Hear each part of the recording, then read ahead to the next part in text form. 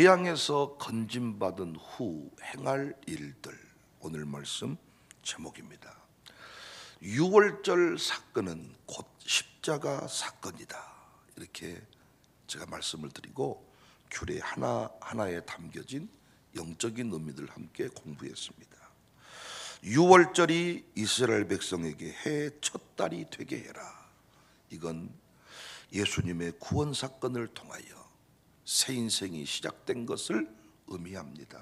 그래서 어떤 사람들은 예수님 만나기 전과 예수님 만난 후의 인생을 구별합니다. 예수님 믿긴 믿었지만은 청사교회 등록 전과 청사교회 등록 후에 변화된 삶을 간증하기도 합니다. 예수님 만난 때부터 우리는 한 살을 먹게 된 거예요. 새 인생이 시작되었다. 예수님 없이 아무리 결단해도 새 인생 살 수 없습니다. 보라, 새로운 피조물이 되었다. 예수님 안에서 우리가 새로운 피조물 된 줄로 믿습니다. 우리의 신분은 죄인이 아니라 의인입니다. 하나님 자녀입니다. 할렐루야. 유월절 규례 두 번째는 제물이 어린 양이었다. 초태생이었다. 흠없는 양이었다. 예수님의 모습을 보여줍니다. 그대로 애연되어 있어요. 세 번째 규례는 어린 양을 취하고 그 피를 문설주의 임방에 발라라. 피를 보고 넘어간다. 구원의 조건은 예수님 피밖에 없습니다. 나의 죄를 씻기는 예수님 피밖에 없습니다.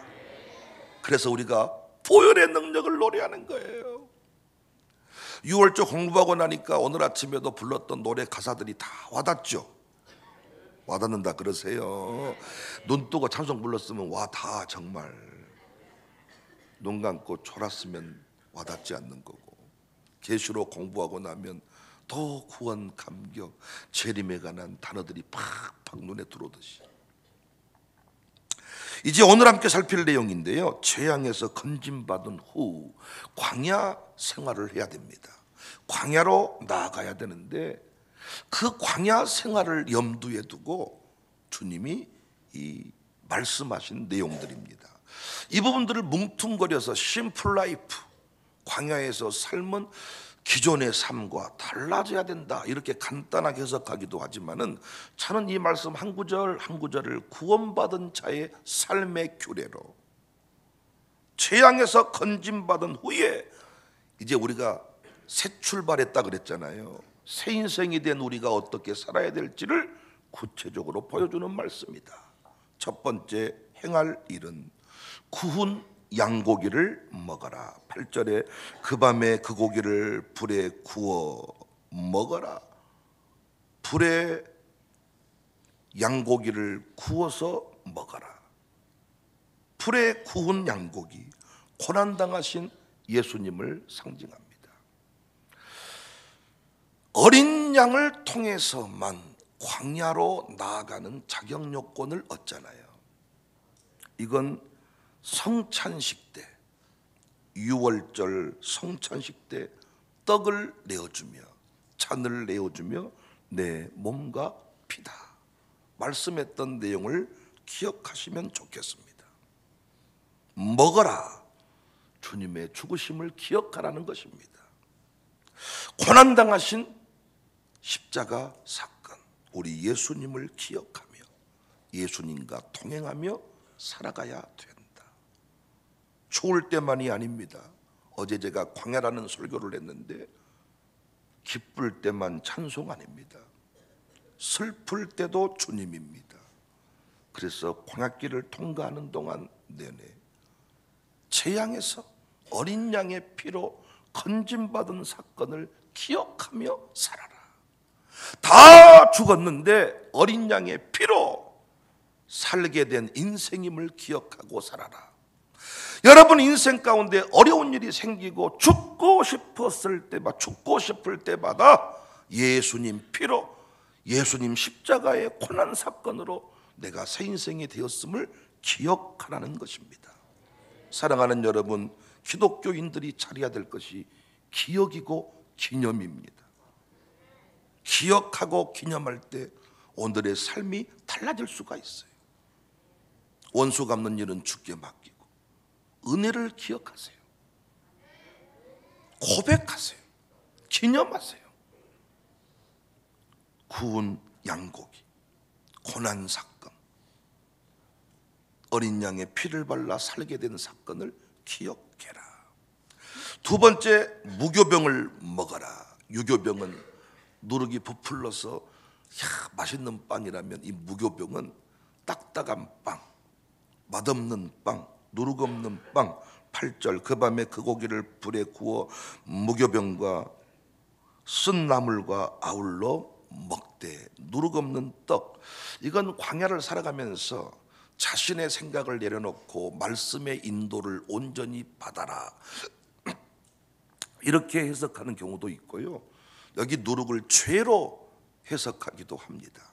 그래서 우리는 이제 무교병을 먹는 인생을 살아야 되는데 날마다 죄와 싸워 거룩한 삶을 살아야 된다. 우리의 목적지는 거룩함, 거룩한 존재, 거룩한 교회로 우뚝 서는 것인 줄로 믿습니다. 고린도전서 5장 7절에 너희는 누룩 없는 자인데 새덩어리가 되기 위하여 묵은 누룩을 내버리라. 우리의 유월절 양 곧 그리스도께서 희생되셨느니라. 이러므로 우리가 명절을 지키되 묵은 누룩으로 말고 악하고 악의에 찬 누룩으로도 말고 누룩이 없이 오직 순전함과 진실함의 떡으로 하자. 여러분과 제가 구원의 감격을 기억한다면 날마다 죄와 싸워야 할 줄로 믿습니다. 죄와 피 흘리며 싸워야 돼요. 우리는 돈 벌 때 피 흘리고 싸우는데 죄와 피 흘리며 싸워야 됩니다. 히브리서 12장 4절에 너희가 죄와 싸우되 아직 피 흘리기까지는 태양하지 아니하고, 요셉은 벌가벗겨진 채로 도망쳤습니다. 다음 일을 생각하지 않았습니다. 죄의 현장으로부터 벗어날 때 모든 것을 다 벌가벗긴 채로 도망했습니다. 그래서 요셉의 인생을 예수님의 삶과 감히 비교하는 것입니다. 여러분과 제가 날마다 거룩함을 두고 싸워야 할 것입니다. 애굽은 캄캄한 세상, 그 죄악 세상에서 건져주셨으니 이제 우리의 삶은 거룩함, 주인은 깨끗한 그릇을 씁니다. 잘생긴 그릇이어도 더러우면 안 씁니다. 우리 교회가 깨끗한 그릇이기를 원합니다. 큰 그릇은 아닐지라도 비싼 그릇은 아닐지라도 깨끗한 그릇이 되어서 주인의 손에 늘 쓰임받는 우리 교회 되었으면 좋겠어. 무교병, 누룩이 없어 자신의 생각을 빼버리고 말씀을 온전히 쫓는 삶, 여기서 거룩함을 추구할 수 있습니다. 말씀과 기도로 거룩해진다. 우리 기독교의 기도는 차이가 뭡니까? 내 소원을 내려놓고 처음에는 내 의지를 가지고 기도하지만 나중에는 성령께서 바꾸어 주잖아요. 내 자녀의 문제를 가지고 기도했는데 그건 염려할 것이 못 된다, 너는 교회만 책임져라, 바꿔주시잖아요. 무교병, 의미가 많습니다. 거룩한 삶을 살아내기를 원하고 날마다 싸웁시다. 회개합시다. 두루마기를 빱시다. 회개의 은혜를 누리며 살자고요. 날마다 거룩함. 세 번째, 쓴 나물을 먹어라. 8절, 그 밤에 그 고기를 불에 구워 무교병과 쓴 나물과 아울러 먹다. 구운 쓴 나물과 아울러 먹어라. 구운 양고기를 먹고 무교병을 먹고 쓴 나물을 먹어라. 일부러 6월절이 되면 쓴맛 나는 채소를 먹으라는 겁니다. 이것을 먹게 하신 이유는 광야의 삶이 만만치 않을 것이다. 구원받은 자, 하나님 나라 확장을 이루어가는 일이 만만치 않을 것이다. 천국 백성의 삶이, 이 땅의 삶이 달콤함만 있는 것이 아니다. 거룩해지는 것, 죄와 싸우는 것, 한 영혼을 구원하는 것, 교회를 부흥케 하는 것, 결코 달콤한 일이 아니다. 사탕 먹듯이 갈 수 있는 길이 아니다. 여러 의미를 부여할 수가 있습니다. 큰 교회 목사님들 보니까요, 간이 썩었던, 위장이 빵꾸 났던, 당뇨병이 당뇨병이 걸렸던 멀쩡한 사람이 없더라고요. 약을 한 주먹씩 먹고, 이 강단에 섰을 때는 화려하고 TV에 나올 때는 화려한데 인생 보니까 머리 이 한 주먹씩 빠지고 탈모가 일어나고, 정말. 그래서 함부로 큰 교회 욕하면 안 됩니다. 하나님께서 귀하게 쓰시는 사람들을 보니까요, 육적인 삶은 거지 같은 삶을 삽니다. 우리 엘리야 공부했죠. 엘리야가 왜 육적 스텝이 꼬였습니까?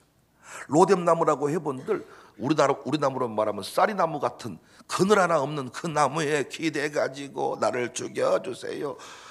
어쩌다가 이런 신세가 됐냐고요. 아합한테 큰 소리 쳐가지고, 이세벨에게 큰 소리 쳐가지고, 당시 아합과 이세벨의 기세가 등등했고 선지자를 직접 잡아 죽였던 때인데 왜 이런 말을 하게 되었습니까? 선지자라고 하는 것은 속이 부글부글 끓어오른다. 속이 부글부글 끓어오르는데 말하지 아니할 수가 없는 자가 선지자다. 그래서 예수님 십자가 사건을 앞두고 모세가 나타나고 엘리야가 나타났습니다. 구약의 대표 선지자. 우리는 우울증 치료 본문으로 로뎀나무 아래 있는 이 엘리야에게 떡을 먹이고 이렇게 하나님 위로가 필요했으니 우리도 이런 우울증 치료 쉼이 필요합니다. 이런 식으로 말했는데 그 본문 그 내용 아니라 그랬잖아요. 사명을 완수하는 길이 죽음을 각오하는 길입니다. 교회에서 기념비와 같은 어른이 되고 싶거든. 오늘 본문 말씀을 기억하세요. 쓴 나무를 먹는다. 바울은 그리스도인을 고난에 동참하는 자다 그랬네. 빌립보서 1장 29절에 그리스도를 위하여 너에게 은혜를 주신 것은 다만 그를 믿을 뿐 아니라 또한 그를 위하여 고난하여 하십니다.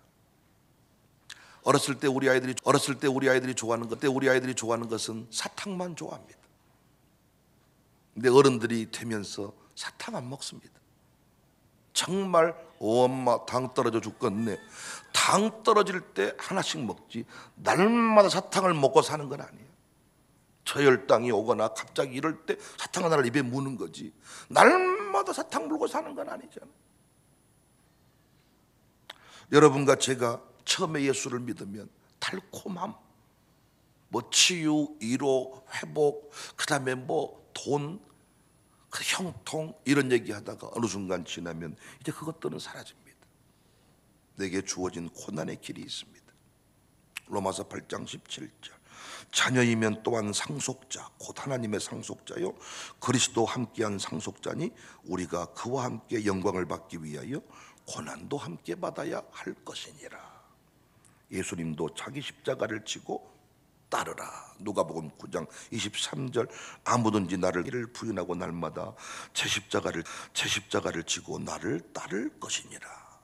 계시록적 삶을 산다는 것은, 구원받은 자의 삶을 산다는 것은 쓴 나무를 먹는 것과 같습니다. 그러나 여러분 나중에 어른 되니까 나무를 먹으면서 하는 말이 나물이 맛있어야 씁쓸한디 쌉쌀한디 뒷맛이 달달해야 거짓말 치고 계시네 그러잖아요. 여러분 어렸을 때 콩이 있으면 콩을 싹 집어내잖아요. 콩이 맛있지 뭔 그런 소리를 하십니까? 그런데 어른 되니까 나도 얘들 똑같아요. 콩이 맛있어야 풀을 먹어봐야 달달해야 야채가 맛있어야 고기가 무엇이 맛있다냐 뭔 그런 소리를 하십니까? 치킨이 맛있지 아니어야 취나물이 맛있어야 냉이나물이 맛있어야 그 냉이의 씁쓸함인데 달달해. 뜨거운 물에 목욕탕에 들어가면서 시원하다.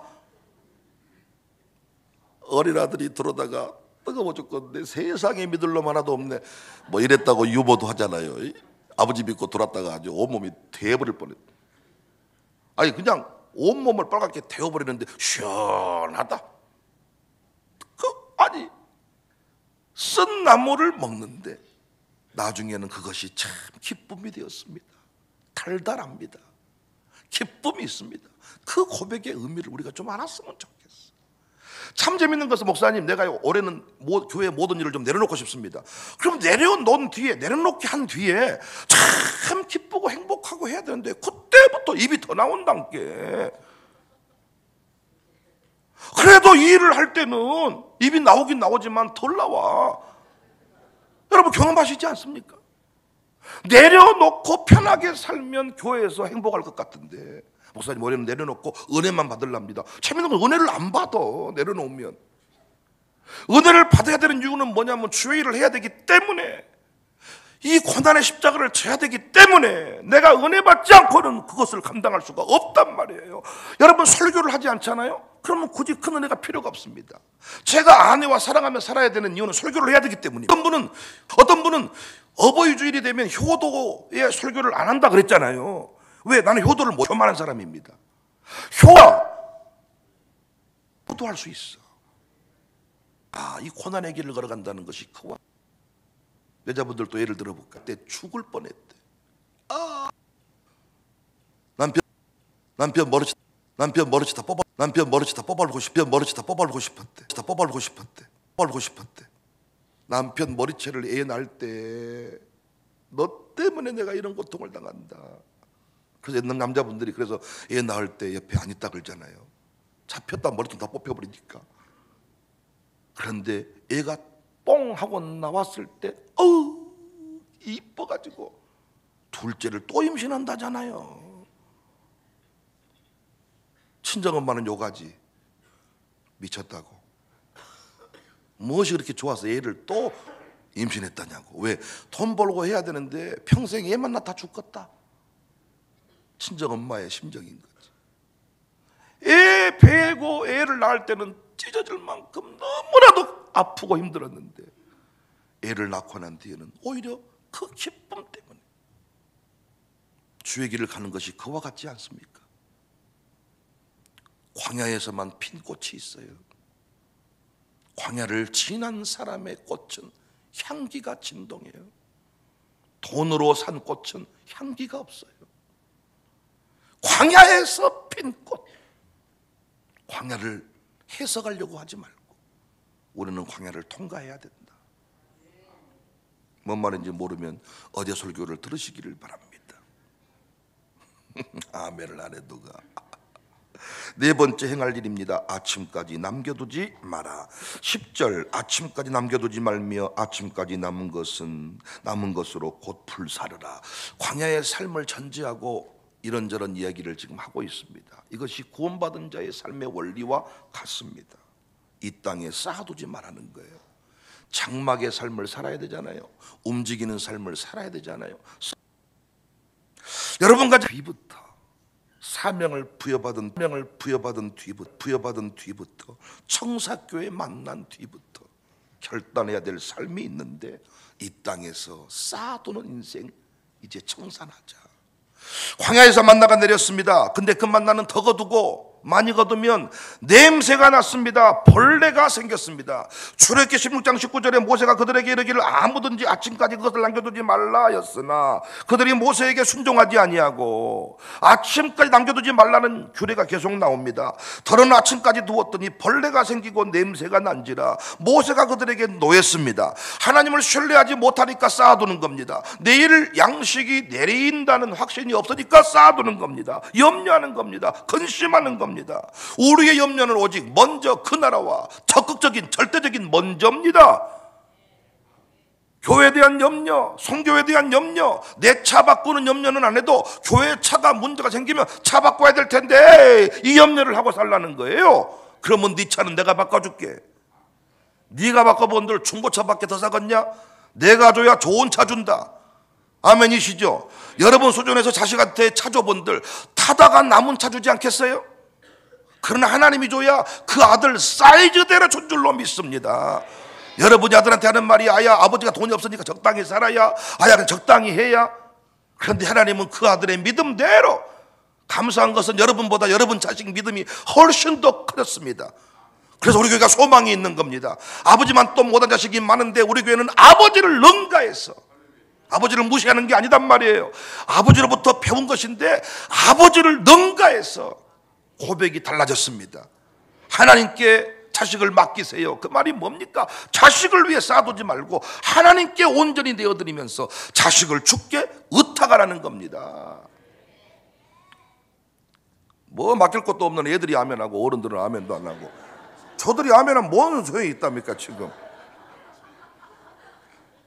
참말로 소망 있는 교회네요.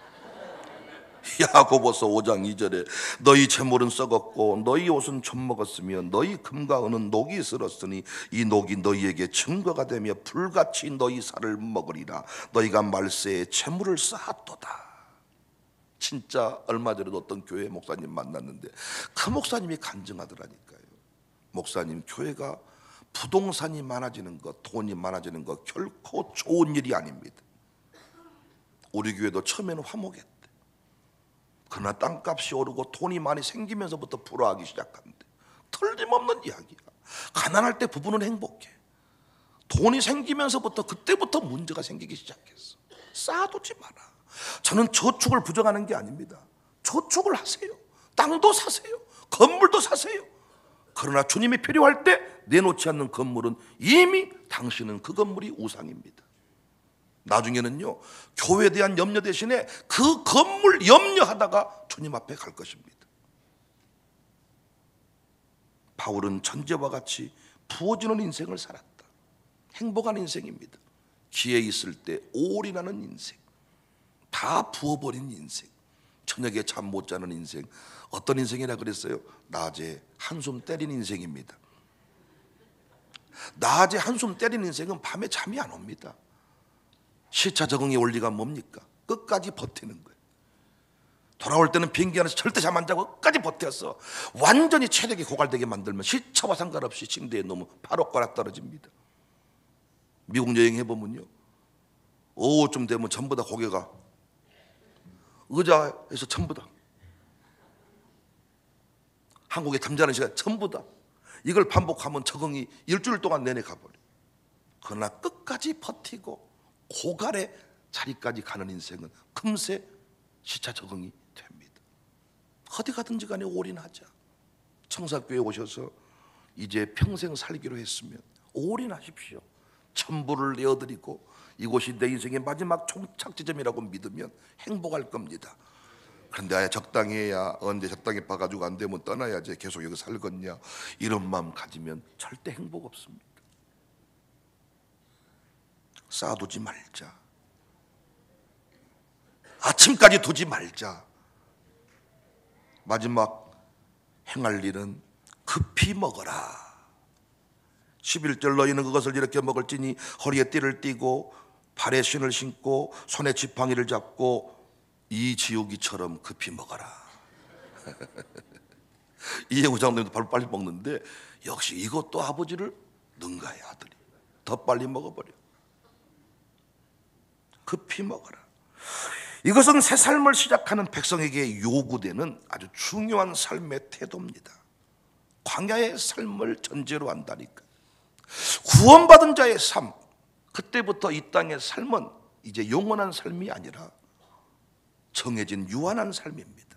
그래서 그때부터 우리의 삶은 적극적이고 능동적이고 신속하게 움직이는 삶이어야 합니다. 먹고 사는 문제에 매여서 지체해서는 안 된다는 거예요. 나는 늘 하는 말이 왜 헌신할 것인데 지체해서 하냐 그 말이요. 왜 할 것을 매맞고 하냐 그 말이요. 감동 왔을 때, 사인 왔을 때 바로 했으면 그때 당신의 인생은 달라졌을 것인데 항상 그때 할 걸 그때 했어야 되는데 어째 그럴까? 이런 삶을 살지 말자는 것입니다. 우리가 예수 믿고 난 뒤부터 깨달은 게 뭡니까? 타이밍입니다. 타이밍. 우리 아이들도 교육할 때 타이밍이 매우 중요해. 타이밍이. 미안합니다 말하고 싶을 때 미안하다 말하세요. 죽은 뒤에 원배 그때 말했어야 되는데 하지 말고, 사랑합니다 말하고 싶으면 그때 말하세요. 미루지 말고, 자존심 따위는 개도 안 물어가니까 던져버리고 민구적 되지 말자는 거예요. 나는 직분자들이요, 민구적 되는 모습 볼 때 당신은 정말 어떤 성경의 원리를 좀 알고 있기는 한가? 초와 분을 다투는데 천신갑주를 입어라 그랬잖아요. 천신갑주의 중요한 단계 중에 하나가 복음의 신을 신어라. 에베소 6장 15절에 평안의 복음이 준비한 것으로 신을 신고, 이걸 쉽게 번역을 해보면 평화의 기쁜 소식을 전할 태세로 신발을 신고 바깥 계산할 때 신발끈 붙잡고 있다, 이게 얘기가 아니라 항상 움직일 준비를. 군대에서도요, 이 5분 대기조가 있는데 그들은 5분 대기조의 특징은 뭐냐? 군화 신고 옷 입고 잠잡니다. 일부러 비상을 걸어봅니다. 띠 하면 5분 내에 출동을 해야 돼. 이때 군화 신는다고 신발끈 조여매면 그러면 바로 영창입니다. 여러분과 저의 삶이 그와 같다는 거예요.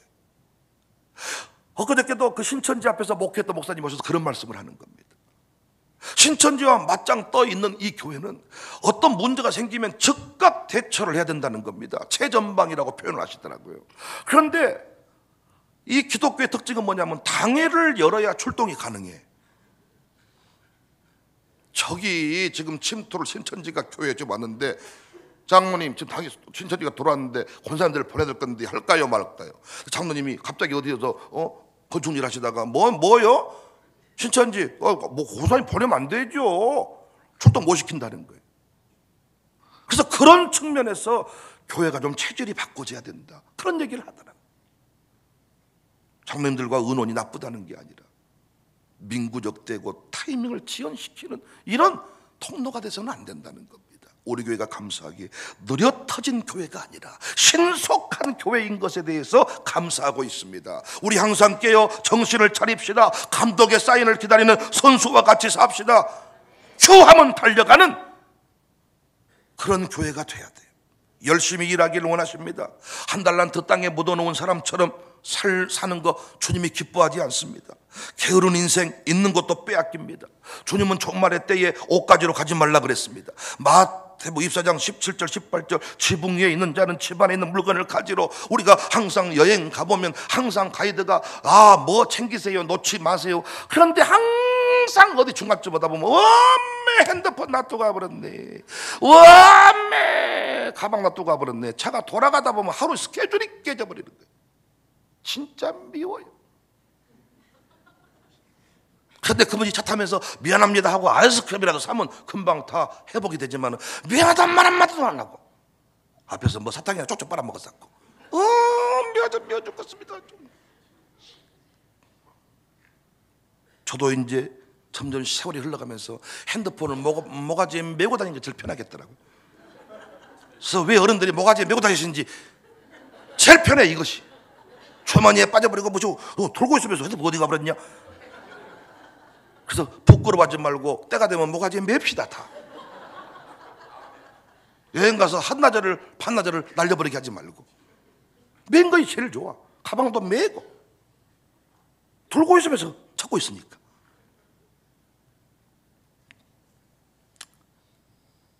지체하지 말고 우리는 끝까지 믿음의 경주자, 하나님의 군사들, 나태한 위치에. 그러니까 지붕에 있는 자는 집안에 있는 물건을 가지고 내려가지 마라. 앞만 보고 지금 계속 전진해야 된다. 돌아가면 안 된다는 것입니다. 전진하자. 군대 전역을 앞둔 간부, 전역을 앞둔 하사관, 지휘관들, 사병들 완전히 뒷짐지고 배 나와가지고 전역 앞두고 있는, 조만간에 교회 끝납니다. 뒷방 노인네 신세 타는 사람 특징이 뭐냐면 항상 들어가죠. 해볼까 가볼까. 전역 앞둔 간부들. 전역을 앞둔다는 건 뭡니까? 이 세상 삶이 곧 마감된다는 거잖아요.